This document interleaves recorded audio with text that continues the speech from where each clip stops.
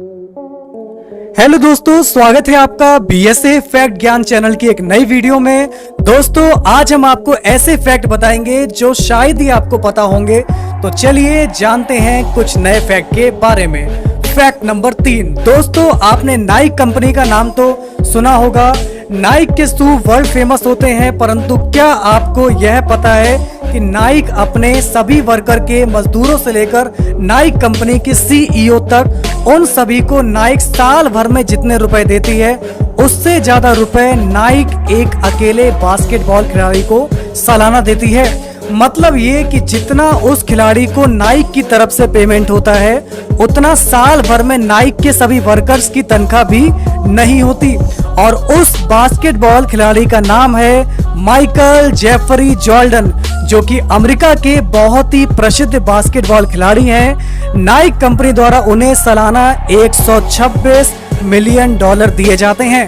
Fact number 2। दोस्तों, क्या आप जानते हैं जो सिक्के आप रोज इस्तेमाल करते हैं उनमें एक ऐसा निशान होता है जिसे देखकर आप यह बता सकते हैं कि सिक्का कहां ढाला गया है। तो चलिए जानते हैं उस निशान के बारे में।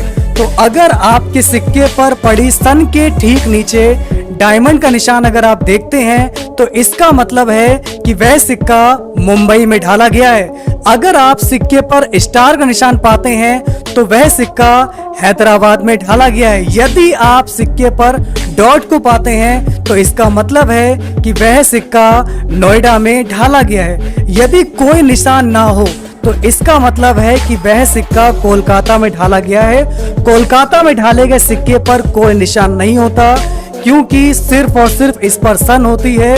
कोलकाता की टकसाल देश की सबसे पुरानी टकसाल है और भारतीय टकसालों में विदेशी के सिक्के भी ढाले जाते हैं। क्या आपको ये बात पहले पता थी कि भारतीय टकसालों में विदेशी सिक्के भी ढाले जाते हैं और जरूरत पड़ने पर भारतीय सिक्कों की ढलाई भी विदेशों में होती है।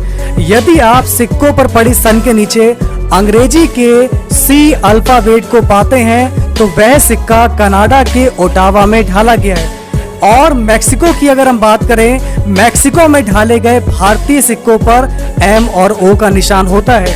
तथा क्या आप जानते हैं सन 1954 से 1978 के बीच की बात है कि भारत में दोस्तों 5,000 और 10,000 रुपए के नोट भी प्रचलित हुए थे, परंतु बाद में इन्हें बंद कर दिया गया। और आज का सबसे इंटरेस्टिंग फैक्ट नंबर 1।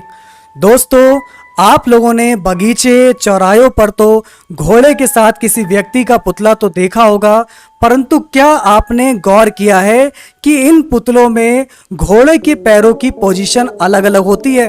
परंतु ऐसा क्यों होता है, इसका क्या मतलब होगा, इन अलग अलग पोजीशन का क्या मतलब होता है, क्या आपको पता है? अगर नहीं पता है तो ज्यादा सोचिए मत, हम आपको बताते हैं। यदि किसी पुतले में घोड़े के दोनों पैर हवा में है तो इसका मतलब यह होता है कि घोड़े पर बैठे व्यक्ति की युद्ध भूमि में मौत हुई थी। और यदि घोड़े का एक पैर हवा में है तो इसका मतलब है कि घोड़े के ऊपर बैठे व्यक्ति की मृत्यु युद्ध के घावों द्वारा या उपचार के दौरान हुई थी। और यदि घोड़े के सभी पैर जमीन पर हैं तो इस बात का मतलब होता है कि घोड़े पर बैठे व्यक्ति की जो मृत्यु है वो प्राकृतिक कारण से हुई है, किसी युद्ध या युद्ध के दौरान लगे घावों द्वारा नहीं हुई। तो साथियों, आज के फैक्ट आपको कैसे लगे हमें कमेंट कीजिएगा।